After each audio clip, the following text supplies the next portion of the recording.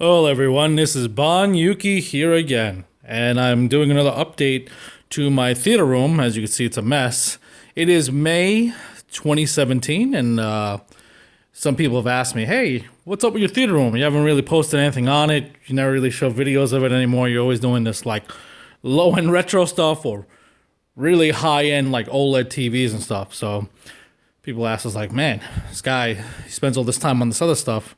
What's up with his theater room? So theater room has changed quite a bit. Last time I had a video, I talked about how I upgraded the receiver to have a 7.1.2 setup. Well, I've upgraded again. I just got tired of the Onkyo downstairs. So I moved the Denon X6300H downstairs and I bought a new receiver. And this is the Denon X6300H. And what's nice about this one is that, let me see if you guys can see here, it has a whole bunch of plugs here for 11 channel amp out. You can see all the banana plugs, I'm sure. And that's 11 channel. Now what I have now is a new setup. So I still got left, center, right. Then I have my highs. I'm not sure if you can see them up here, but they're up there. I have a left, well, I guess like a front high for the left side and a front high for the right side. And then I have a speaker up here. I don't know if you guys can see it against the black, but you got a speaker up here. You got a speaker over there, and that's like for the mids. Then I've got the surround speaker here.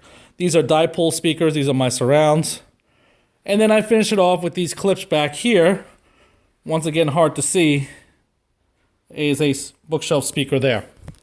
So that gives me a total of a 7.1.4 setup, 11 speakers, and it sounds quite nice with using Dolby Atmos. And people have been asking me, is like, hey, why don't you show off a movie? Well, I don't want to show too much of a movie because that'll hit you with a copyright hit, but figured I'll show off a little bit of Pacific Rim. Show you guys how it looks. And that's my shadow right there. Show you guys how it looks here on this screen. This screen is about a diagonal of 178 inches. So it's rather large. Basically takes up the whole wall. I don't know if you guys can see the ceiling part, but the ceiling's right up there. And it goes all the way down here to the top. It almost hits that front speaker, and it's just a big screen. Walk around here, show you guys from back here on the rear seats.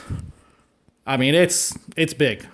I mean, that, look how the little light is in comparison. Those Klipsch speakers are, you know, they're about, I want to say about up to my chest, so they're not short, and that only gives you about halfway up. So this is a big screen. The distance between the screen and the projector itself, as you see, is the JVC. About, I don't know, I want to say maybe 19 feet. So let's give it a go. Let's see what it looks like. I'll just put on a quick scene for you guys. And what gets people is, man, like, you know, the audio is one thing, but people really revere about how great the how bright it is, how bright the image is. So I'm gonna try to go to return last time played. I don't know what was the last thing shown on here, but I'll put like maybe 30 seconds of the movie. Now, what's one thing that I don't like about the JVC, it really takes a long time to lock a signal in. We're talking like 30 seconds here, so hopefully it comes on quickly. I don't know what scene it's going to pop up, but it should be a pretty decent scene.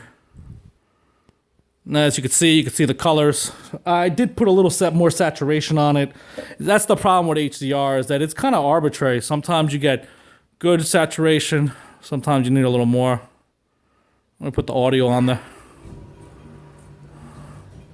Okay, guess who's back, you one-eyed bitch?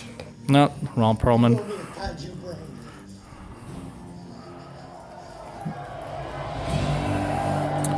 Oh wow, this looks really clean. And this is the UHD. And it looks good in HDR. Okay, he'd never admit it. But he's right. I don't want to get hit with a copyright strike, so I'm going to put the info up there. Mr. Benton, this morning. As you can see, I've had 206 hours. I'm on the latest firmware. And I am getting HDR. And it looks great. 12-bit, you know, not really 12-bit, but we know what's going on here, and it looks really good. How does this compare against my OLED downstairs? Well, the OLED's a different ball game. The OLED does do Dolby Vision, so I would say the OLED is better, but the sheer size of this is hard to beat. I mean, it's taking up the whole wall here, so it's pretty impressive. And with the audio on Dolby Atmos and DTS:X, it's actually quite nice. Now, what's cool is this receiver, as well as the other Denon I have, are able to up matrix any stereo sounds or any like, you know, feeds that are like 5.1 or, you know, even 2.0 or 7.1, and make them into like DTS:X or a Dolby up surround mix, like a Dolby Atmos surround. It's not true Atmos, but it up mixes it. And I've been doing some comparisons between the DTS version and the Dolby version, and I must say I really like the way the DTS version comes out. Wow, this is really bright, guys. I mean, this is looking really good. I don't know if you guys can see this so well over the phone, but it looks really, really nice. This is a hell of a projector. It's not even that expensive. I mean, my OLED TV cost me less money than the projector, but look how big this thing is. Only the issue is the input delay on this JVC is very, very high. We're talking over 100 milliseconds, maybe like 120. So I just wanted to give you guys like a sneak peek of what it looked like. I've had this projector for well over a year, and I don't use it that much. As you can see, it only has about 200 hours, but it's a damn good buy, and it looks great on this screen. Well, this wall that I painted on, it's impressive tech for its time, and there's new versions out now that have lower input delay. I think they're down to like 40 millisecond, which is better, but honestly, if I'm going to be playing games, I got a CRT downstairs, and I have the OLED as well, so, you know, I have better options downstairs, but for movies, this can't be beat. I mean, image quality is not as great as the OLED, but, I mean, for the money per square inch, I mean, look how tall this is. Look at this thing. Like I said, here's the speaker. And look how much space there is. Just to give you an idea, here's the door handle. I mean, that's like, you know, 3.5, 4 foot off the ground. You got the trimming, and it goes all the way up. So it's a pretty good room now. It's got the 7.1.4. DTS:X, certain movies just really pop with the. I don't know if it's because of the way I have my speakers set up. I mean, the way I think they're supposed to have it. You're supposed to have, you know, I got one here and one up there. Maybe the front to the top middle isn't as good as maybe having these over to the rear. I don't know. I'd have to mess around with them a little more, but I do hear a little bit more out of the height channels when I'm playing DTS:X. Maybe it's the movies I'm using. I don't know. But anyway, guys, I just want to give you guys a May update. The X6300 is a really nice receiver. It's pricey. It's going MSRP of $2,200. I didn't pay that, of course, but I have all 11 channels maxed out, and then downstairs I have the 43. So, you know, this is pretty much the room. I don't know how many more upgrades I'm going to make in here. I got to tidy stuff up.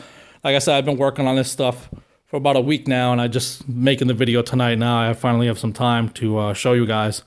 But if you have any questions or comments, feel free to hit me up. If you have any recommendations, I'll take some. I'm always open to suggestions on what things can be better. I mean, people have said, hey, you want to arc up your center channel, and I've done that, and it makes a huge difference, so thank you for that. And if you guys have any more comments or recommendations, I'm all ears. So thank you very much. I'll catch you guys next time.